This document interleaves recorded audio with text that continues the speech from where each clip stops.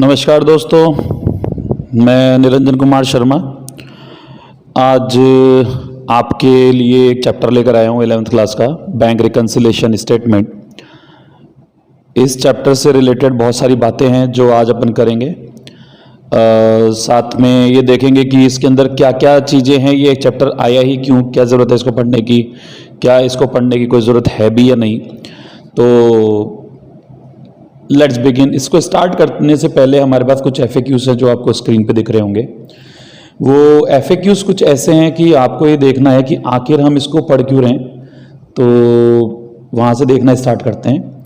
First, why this chapter has come into existence. ये आया ही क्यों, ये चैप्टर क्यों आया आपके एग्जिस्टेंस में, जब आप मंथ के एंड में, fortnightly, it depends on the size of the business, मतलब बिजनेस का साइज कितना बड़ा है या आपका बिजनेस कितना छोटा है। तो मंथली, नॉर्मली मंथली इसको बनाते ही हैं। तो हर मंथ के एंड में आप लेकर आते हो अपनी बुक का बैलेंस, जो आपको खुद मिल ही जाता है, जिसे बोलते हैं अपन कैश बुक। और कौन सा कॉलम, उसका बैंक कॉलम। आपको पता ही होगा कैश बुक के 2 कॉलम वाली बनती है, 3 कॉलम वाली आपके कोर्स में है नहीं, ट्रिपल कॉलम आपके कोर्स में नहीं है। और आप लेकर आते हो बैंक से स्टेटमेंट, जिसको अपन इस बुक के अंदर पास बुक बोलेंगे, पासबुक। इन दोनों का बैलेंस इक्वल है तो नो नीड ऑफ BRS, इस चैप्टर की जरूरत ही नहीं है। लेकिन अगर इनका बैलेंस इक्वल नहीं है, टैली नहीं है, यानी कैश बुक में बैलेंस आ रहा है फॉर एग्जाम्पल 1 लाख रुपीज़ और पासबुक में बैलेंस आ रहा है 80,000 रुपीज़, या फिर और 1,10,000, जो भी है 1 इक्वल लाख के इक्वल नहीं है, is not equal to 80,000 and 1,10,000 is not equal to 1 lakh, तो there is need of the BRS। तो ये तो आपको समझ में आ गया कि इस चैप्टर की रिक्वायरमेंट तभी होगी जब दोनों बैलेंसेस मिसमैच होंगे। Complete. Moving to next question, what is BRS? BRS है क्या? BRS is a statement, as the name is self clear. BRS is a statement, not an account. It means BRS एक statement है, account नहीं है। ये कोई share नहीं है। ये सिंपल सी बात है कि BRS एक स्टेटमेंट है, अकाउंट नहीं है। अकाउंट में चेंजेस नहीं कर रहे हैं, ठीक है। हम चेंजेस कर रहे हैं एक बुक, एक पेपर के अंदर हम रीजंस फाइंड आउट कर रहे हैं कि हमारी बुक, जो कि कैश बुक का बैंक कॉलम, और बैंक की बुक जिसे बोलते हैं पासबुक, इन दोनों के अंदर मिसमैच क्यों है, वो रीजन फाइंड आउट कर रहे हैं और एक बैलेंस से चल के दूसरे बैलेंस पे पहुंच रहे हैं। पासबुक से चलोगे तो कैश बुक पे पहुंचना है, कैश बुक से चलोगे तो पासबुक पे पहुंचना है। सिंपल सी बात है। तो bank reconciliation statement is a statement, not an account. तो अकाउंट में चेंज नहीं कर रहे हैं। व्हाट इज BRS का आंसर हुआ। What is the real process in which BRS is to be prepared? होता क्या है, मंथ के एंड का एग्जांपल लेते हैं। मंथ के एंड के अंदर आपका एक बैलेंस आ गया 31 जन, फॉर एग्जांपल 1 जन से 31 जन का आपका एक बैलेंस आ गया। आपकी कैश बुक बोल रही है कि आपका बैंक में 1,20,000 डिपॉजिटेड है। और फिर आप लेकर आते हो मंथ के एंड के अंदर बैंक से पासबुक में एंट्री करवाते हो, या करंट अकाउंट में स्टेटमेंट्स आते हैं, उसमें पासबुक नहीं होती। तो वो स्टेटमेंट जो आएगा आपके पास, उस स्टेटमेंट के अंदर आप दोनों को टैली करोगे कि क्या मेरी बुक का बैलेंस और बैंक की बुक का बैलेंस मैच है। मैच है तो BRS की रिक्वायरमेंट है ही नहीं, फर्स्ट टॉपिक में आपने पढ़ लिया। अगर दोनों के अंदर डिफरेंसेस हैं तो आप एक पेपर पे BRS बनाओगे। वो BRS के अंदर आप रीजन फाइंड आउट करोगे कि मेरी बुक में और बैंक की बुक में डिफरेंसेस क्यों हैं। उन डिफरेंसेस को एक पेपर पे आप लिख दोगे और उस पेपर को आप पेस्ट कर दोगे स्टेटमेंट पे। तो जब ऑडिट के लिए आपका चार्टेड अकाउंटेंट आएगा ईयर के एंड में, तो वो सारे मंथ के स्टेटमेंट्स को चेक करेगा कि दोनों अगर मिसमैच हैं तो क्या इन्होंने बीआरएस बनाया है। तो बीआरएस का मतलब ये है, आप सामने वाले को ये इन्फॉर्म कर रहे हो कि मेरी बुक यानी कैश बुक का बैंक बैलेंस, बैंक कॉलम और पासबुक, इन दोनों में जो डिफरेंसेस हैं वो इन रीजंस हैं। तो आप ये एक्सप्लेन करते हो थ्रू योर बीआरएस। नेक्स्ट, तो इसका आंसर आपको मैंने बता दिया, रियल प्रोसेस क्या होती है। Do we alter our book और नॉट, इसका आंसर मैं आपको दे चुका कि we are not going to change और alter our book, we are just preparing a statement which going to be based on a real statement, that is the process. ठीक है। Do we need to learn plus minus adjustment which is रट्टाफिकेशन और is there any logical method? Yes, there is a logical method जो CPT या CA foundation के बच्चों को सिखाया जाता है, वो मैं आपको इस चैप्टर में बताऊंगा। फॉर्मेट इसका यूनिवर्सल नहीं है। जैसे बैलेंस शीट है, कंपनी का बैलेंस शीट वर्टिकल बनेगा तो शेड्यूल में लिखा हुआ है तो बनेगा, उसके अंदर आप चेंज नहीं कर सकते।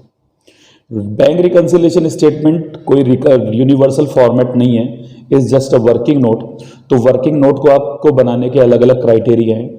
आपके स्कूल के टीचर मना नहीं कर सकते कि वो इस फॉर्मेट को फॉलो करेंगे या नहीं करेंगे। ठीक है। तो हम इसको एक लॉजिकल मेथड से करेंगे। What are the reasons of differences? अब रीजंस ऑफ डिफरेंसेस बहुत सारे हैं। फॉर एग्जाम्पल, कैश बुक के अंदर बैलेंस था 1 लाख, पासबुक के अंदर बैलेंस था 1 लाख। क्या दोनों मैच हैं? बिल्कुल मैच हैं। मैंने 20,000 का एक चेक इशू कर दिया। Issue equal to payment, issue means payment. आप अगर चेक पे कुछ भी लिखते हो तो उससे बैंक का बैलेंस कम ही होगा, चेक कर लो। आप अगर सेल्फ का भी चेक काटते हो तो बैंक से तो पैसे कम ही हो रहे हैं। तो चेक इशू करने का मतलब होता है पेमेंट, सिंपल, बैंक से पैसा कम होगा। तो आपने 20,000 रुपीज का एक चेक काट दिया और आपने काट दिया एक्स नाम के आदमी को। उस बंदे ने क्या किया, ये चेक लेके वो चला गया गोवा। अब वो गोवा चला गया तो चेक उसके पास है। जब तक चेक उसके बैंक में नहीं पहुंचेगा तब तक आपके बैंक से बैलेंस कम नहीं होगा। तो आपके इसके अंदर जैसे ही आपने इसको चेक कट कर दिया, आपका बैलेंस हो गया 80,000। ठीक है। और बैंक के अंदर बैलेंस कितना रह गया? 1 लाख। इसका क्या करेंगे, इसका सॉल्यूशन क्या होगा, मैं अभी उस पर डिस्कशन नहीं कर रहा हूं। I am just talking about the reasons of differences. तो आपके पास इसको, इस 20,000 को बोलेंगे टेक्निकल टर्म में चेक इशूड, चेक इशू कर दिया लेकिन सामने वाले ने प्रेजेंट नहीं करा अपने बैंक में, तो बोलेंगे but not presented for payment. Simple, cheque आपने इशू कर दिया लेकिन बैंक में अभी तक प्रेजेंट होने के लिए नहीं पहुंचा। चलो, ये हो गया आपके पास। अपन थोड़ा सा आगे चलते हैं इसके अंदर। तो वापस लेते हैं एक एग्जांपल, कैश बुक और पासबुक। कैश बुक में मेरे वापस 1 लाख रुपीस का डिफरेंस है। क्या पढ़ रहे हैं हम 6 पॉइंट पढ़ रहे हैं। तो ये 6 का आंसर है आपका। एक ये हुआ, एक ये है, और पासबुक में भी 1 लाख ही है। मुझे वाई नाम के आदमी से चेक मिला, मैंने बैंक में डिपॉजिट कर दिया। तो मेरे को वो चेक मिला फॉर एग्जांपल 30,000 का। तो 30,000 रुपीज का चेक मिला, मैंने डिपॉजिट कर दिया। आपने देखा होगा कैश बुक वाले टॉपिक के अंदर, जब हम चेक जो रिसीव्ड होता है उसको इमीडिएटली बैंक में डिपॉजिट करते तो हम बैंक बढ़ा देते हैं। तो इसके अंदर मेरे को चेक मिला, मैंने इसको बैंक बढ़ा दिया और मेरे पास बैंक में बैलेंस मेरी बुक में 1,30,000 हो गया। लेकिन ये चेक डिपॉजिट हुआ था फॉर एग्जांपल फ्राइडे को। और फ्राइडे को दी 29th, ठीक है, 29 थी, 29 सितंबर, फिर आता है और फिर आता है आपका सैटरडे, सैटरडे को है 39th, और ये है आपका 4th सैटरडे। डन। अब इस दिन क्या हुआ, आपका चेक किस दिन बढ़ गया, 29th को बढ़ गया। आपकी बुक अपडेट हो गई 29th को, आपने चेक को 29th को भेज दिया, लेकिन 30th को बैंक का सर 4th सैटरडे का ऑफ, फिर 1 अक्टूबर आ गया, उस दिन संडे है, ठीक है, और फिर आ गया 2 अक्टूबर, गांधी जयंती, गांधी जयंती है क्या, जी जी। अब फॉर एग्जांपल 3rd और 4th 3 दिन क्लियरिंग के लग रहे हैं, तो 3rd 4th इस दिन आपके अकाउंट में पैसे आएगा। इतने दिनों में आपके पास क्या मंथ एंड हो गया, हाँ बिल्कुल हो गया। तो क्या मंथ एंड के स्टेटमेंट में वो 30,000 बढ़े हुए आएंगे, बिल्कुल नहीं आएंगे, क्लियरिंग के लिए पहुंचा ही नहीं। तो इस केस में आपके पास यहाँ पे कुछ भी चेंज नहीं हुआ और बैंक का बैलेंस कितना बोलेगा, 1 लाख रुपीज। तो डिफरेंस आ गया, इस डिफरेंस को क्या बोलेंगे, cheque deposited but not yet collected. Simple. Next अपन चलते हैं, एक और एग्जांपल लेते हैं, उसके बाद फिर अपन डायरेक्ट चीजों करने के बाद क्वेश्चंस पे चलेंगे। एक एग्जांपल और लेते हैं, मेरे कैशबुक का बैलेंस अगेन 1 लाख, फिर पासबुक, इसका बैलेंस भी 1 लाख। बैंक में मेरा एक कस्टमर है जिसने डायरेक्टली डिपॉजिट करा दिया, लेकिन मुझे इन्फॉर्म करना भूल गया किसी भी रीजन से, whatever the reason, busy होते हैं लोग रियल लाइफ के अंदर। तो मेरे बैंक के अंदर उसने 50,000 रुपीज डिपॉजिट करा दिए, डायरेक्टली डिपॉजिट हो गए 50,000, तो ये 50,000 मेरे बैंक का बैलेंस हो गया 1,50,000 and I am not informed, मेरे पास इंफॉर्मेशन नहीं है। तो मेरे पास बैलेंस कितना रहेगा, 1 लाख।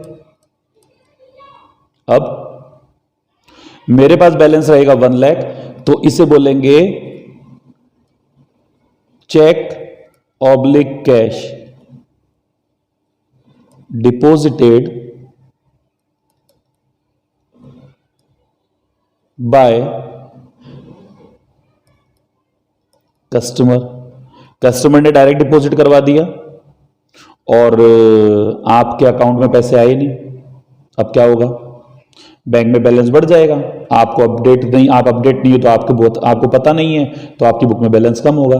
तो बहुत सारे रीजंस हैं। स्टैंडिंग ऑर्डर होता है कि स्टैंडिंग ऑर्डर आपने दे दिया, स्टैंडिंग ऑर्डर के अंदर आपने क्या बोलते हैं, बोल दिया कि मेरा पेमेंट बैंक से डायरेक्ट हो जाएगा, मर्चेंट को बोल दिया बिल बैंक में भेज देना, और बैंक ने परमिशन आपने रिटर्न में दे दी।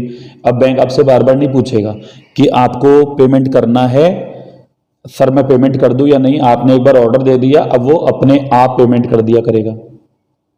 ये भी आपको समझ में आ गया।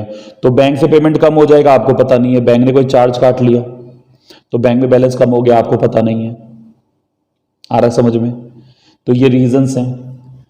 तो ये रीजंस अपन ने देख लिए और डिटेल में देख लेंगे।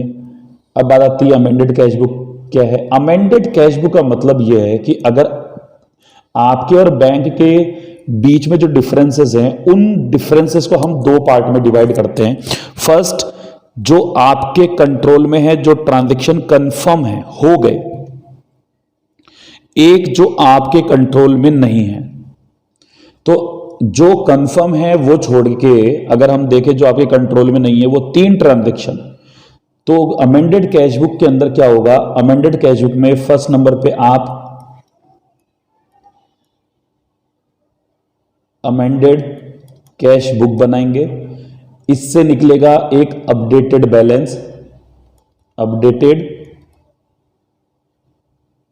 बैलेंस, और इस अपडेटेड बैलेंस से आप स्टार्ट करेंगे अपने BRS को।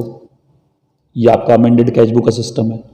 तो अमेंडेड कैशबुक के सिस्टम को अपन समझेंगे जब क्वेश्चन करेंगे ढंग से, तब तक आपको अपन इसी के अंदर लेकर चलेंगे। अब अपन स्टार्ट करेंगे इसके क्वेश्चंस। तो पहले मैंने आपको इस वीडियो में पूरे कंसेप्ट बता दिए कि क्या क्या सिस्टम है, कैसे कैसे बनेगा और कौन कौन से तरीके हैं। अब पार्ट 1 के अंदर पूरा कंसेप्ट हो गया है, पार्ट 2 के अंदर अपन इसके क्वेश्चंस लेकर आएंगे। ठीक है, तब तक के लिए आप वेट करें और तब तक के लिए आप इस वीडियो को एक बार नहीं समझ में आए तो आप दोबारा देखें। वैसे मैंने एक्सप्लेन कर दिया है, सारे बच्चे प्रैक्टिकल ग्राउंड पे समझते हैं इस चीज को, कोई नया नहीं है, it is not a rocket science, तो बच्चा देख के समझ जाएगा। फिर भी अगर आपको समझ ना आए तो आप इसको थोड़ा फास्ट फॉरवर्ड पे देखें। मैं बहुत धीरे बोला है, मैंने धीरे धीरे चलाऊं मैं इसके अंदर। अगर आपको अपना टाइम बचाना है या फिर आप उसी धीरे धीरे धीरे धीरे धीरे धीरे वाले टोन पे चलना चाहते हैं तो आप इसको शांति से देखें, अच्छे से देखें, कोई जल्दी नहीं है। घर में बैठे हो, एसी चलाओ, पंखा चलाओ, कूलर चलाओ, छत पे बैठो, वॉशरूम में जाओ, वहां पे बैठो, लेकिन बैठ के इसको शांति से देखो। ओके, आई होप ये टॉपिक आपको एंड तक पूरा क्लियर हो जाएगा। हम इसके सारे बैलेंसेस के क्वेश्चन करना स्टार्ट करेंगे, तो पार्ट 2 में आपके लिए अभी जल्दी लेकर आ रहा हूं। टिल देन बाय, अपना ध्यान रखें और पढ़ाई करते रहें। Thank you.